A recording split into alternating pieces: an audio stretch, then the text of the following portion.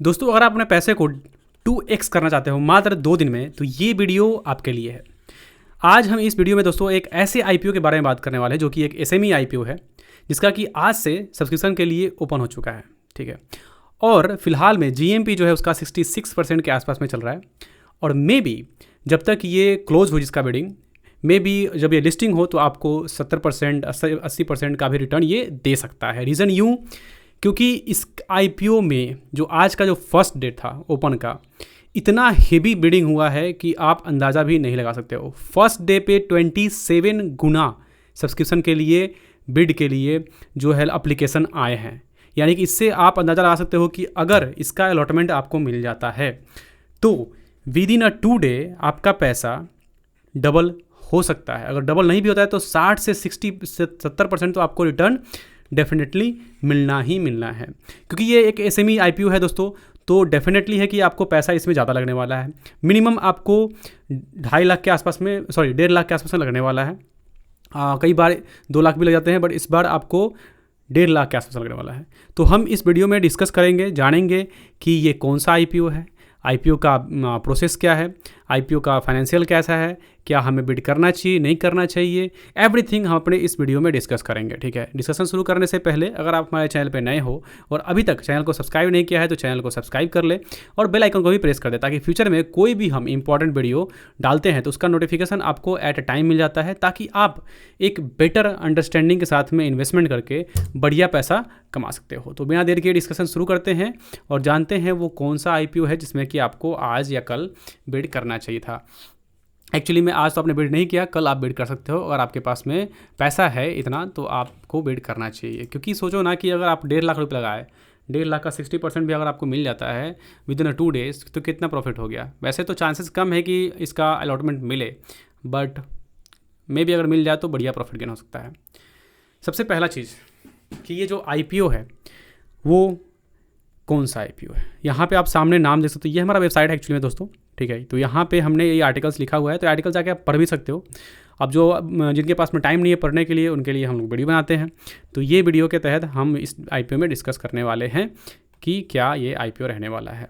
तो आप यहाँ पे देखो इस आईपीओ को, नाम क्या है, monarch surveyor and engineering consultant limited.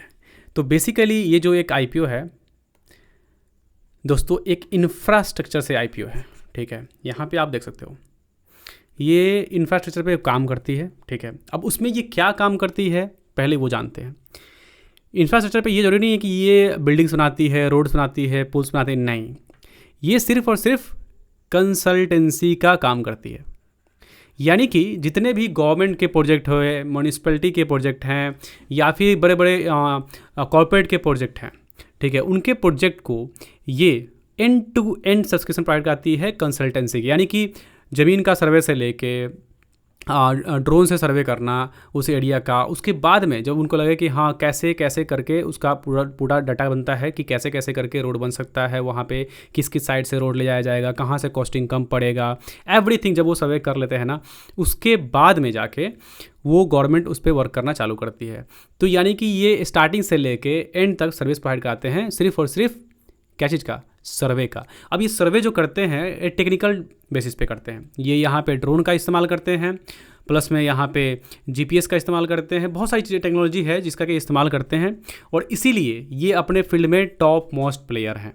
अभी के आसपास में बहुत सारे प्लेयर हैं जो कि लिस्टेड हैं, जो कि इस टाइप के सर्विस प्रोवाइड कराते हैं, बट फिर भी उनका इतना बड़ा मार्केट नहीं है और उनका इतना बड़ा क्या बोलते हैं टेक्नोलॉजी ड्रिवन वर्क नहीं है। बट इनका टेक्नोलॉजी ड्रिवन वर्क है, इसलिए इनका नाम है इस फील्ड में। और सबसे जो की इम्पॉर्टेंट है इस आईपीओ का, जो इसका प्राइस टू अर्निंग रेशियो यानी कि पी है, अदर जो भी जितने भी लिस्टेड कंपनी है ना जो कि ये वर्क करती है उससे काफ़ी ज़्यादा कम है। यानी कि अगर आप बात करो तो लगभग 7 से लेकर 10 के आसपास में इनका पी होता है, क्योंकि जो इसका प्राइस बैंड है, आप यहाँ पे प्राइस बैंड देखो, यहाँ पर दिखाता हूँ, आप यहाँ पे प्राइस बैंड देखो, आपको दिखेगा प्राइस बैंड 237 रुपये से लेके 250 रुपये का प्राइस बैंड है। अब इतने रुपए के प्राइस बैंड पे भी ये जो अभी फ़िलहाल में है 7 से 10 के बीच में इसका पी आ रहा है। ठीक है, तो इतना मतलब कि कहो कि इसको अंडर वैल्यूड स्टॉक है।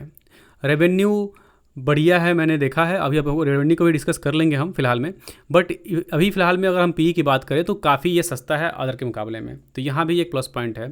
दूसरा है कि आप इस आईपीओ को फिलहाल में तो देख लो, यहाँ पे 24 तारीख तक आप ओपन है, बिड कर सकते हो। 28 को आपको इसका रिफंड अगर मिल जाएगा, अगर आपको अलॉटमेंट नहीं मिलता है तो, और 25 तक इसका अलॉटमेंट हो जाना है। ये थोड़ा सा आईपीओ का डिस्कशन मैंने बता दिया। और दूसरा एक और चीज़ कि ये जो आईपीओ है टोटल फ्रेश इशू है, यानी कि जितने भी जो भी कंपनी शेयर इशू करेगी वो टोटल फ्रेश है। इसमें कोई भी जो इसके अर्ली इन्वेस्टर हैं वो सेल करके यहाँ से बाहर नहीं निकल रहे हैं, तो ये भी एक प्लस पॉइंट है।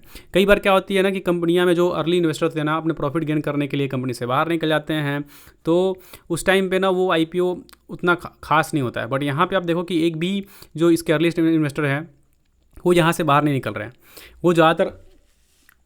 वो ज़्यादातर फ्रेश इशू कर रहे हैं, ठीक है। तो ये भी एक प्लस पॉइंट है। दूसरा हम नीचे आते हैं और फाइनेंस के बारे में डिस्कस करते हैं, क्योंकि कंपनी का फाइनेंस भी जानना बहुत ज़रूरी है कि कंपनी फाइनेंशियली क्या कर रही है, क्या फाइनेंस, और कंपनी इतना अच्छी है, टेक्निकल ड्रिवेन है, सस्ती है, तो क्या फाइनेंस में कुछ वर्क है या नहीं है, कि ऐसे ही है। तो यहाँ पर थोड़ा सा आप फाइनेंस को देखो। इसको फाइनेंस में आपको यहाँ पर दिखेगा रेवेन्यू। आप रेवेन्यू 2024 में देखो कितना था, यहाँ पे आपको दिख रहा होगा 141 के आसपास में आपको रेवेन्यू था, बढ़ के ये 154 हो गया करोड़, यानी कि करीब करीब में 10% के आसपास में ग्रोथ है। यहाँ भी आप देखो तो ग्रोथ है इबिट्टा में। उसके बाद प्रॉफिट आफ्टर टैक्स देखो तो भी यहाँ भी अच्छा खासा ग्रोथ है। नेटवर्थ में देखो तो नेटवर्थ में भी ग्रोथ है कंपनी का। दूसरा अगर आप एसेट में देखो तो एसेट में भी ग्रोथ है 24 के मुकाबले में इस बार। हाँ, बोरोइंग में देखो तो थोड़ा सा बोरोइंग इस साल आया है, ठीक है। पिछले बार में बोरोइंग नहीं था।